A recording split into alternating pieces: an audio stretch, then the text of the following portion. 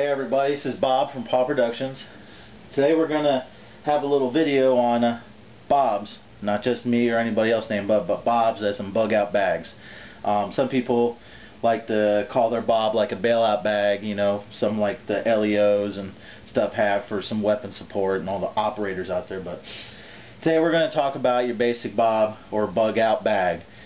Basically a bob is to get you from point A to point B, or normally 3 days, you know, to get out of town if there's some type of event that, you know, befalls your city.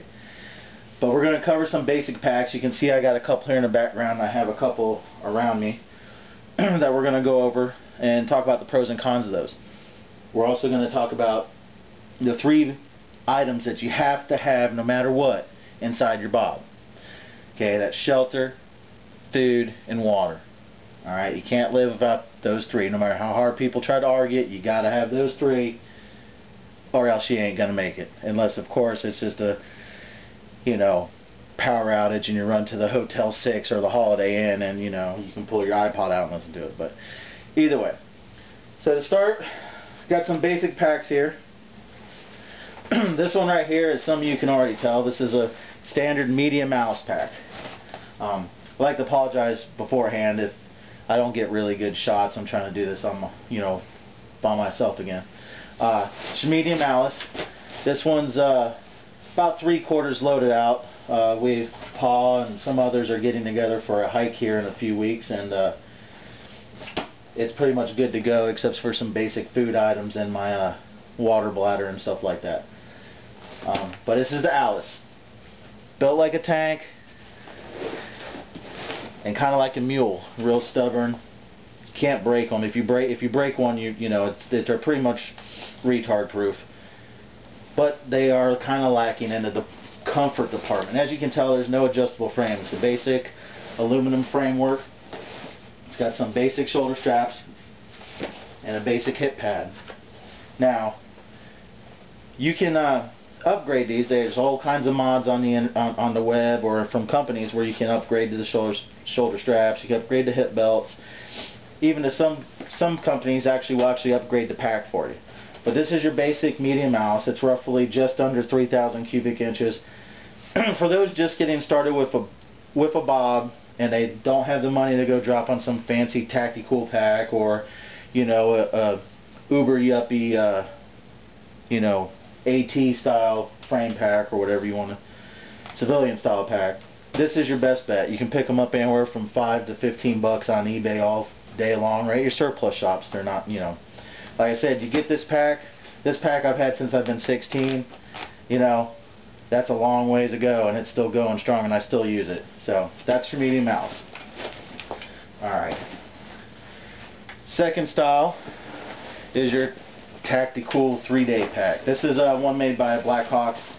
Had it for a little while now, but as you can tell, there's no frame in it. There's really nothing in here. It's just a little bit of foam support. It's got decent shoulder straps, really lacking in the hip belt area.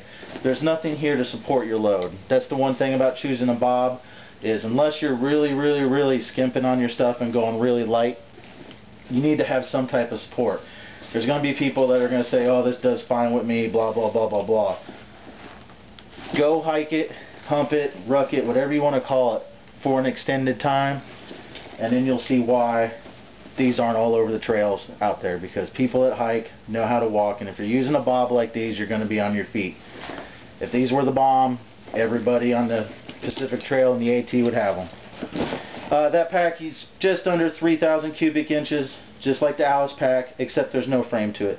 It's got, you know, plenty of pouches. It's built very well, but again, in my experience, once you start getting around 28 pounds in it, it starts to get a little uncomfortable compared to a pack with a frame.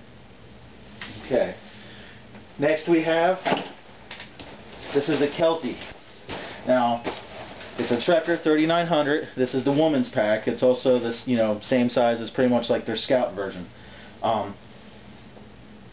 They're just about 3,500 so cubes, a little bit bigger, not much.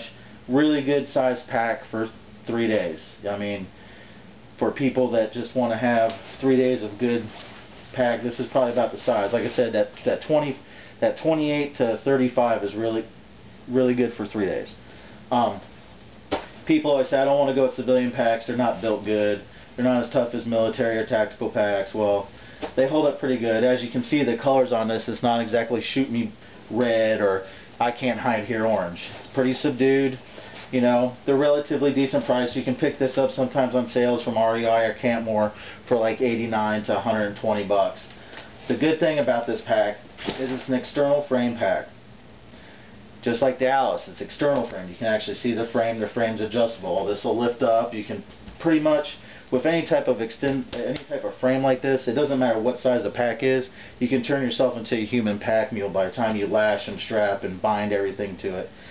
Shoulder straps are pretty easy. As you can see, there's no suspension, but the frame is adjustable. It's got some pegs here. You can lift it and lower it. Let me hit on this real quick.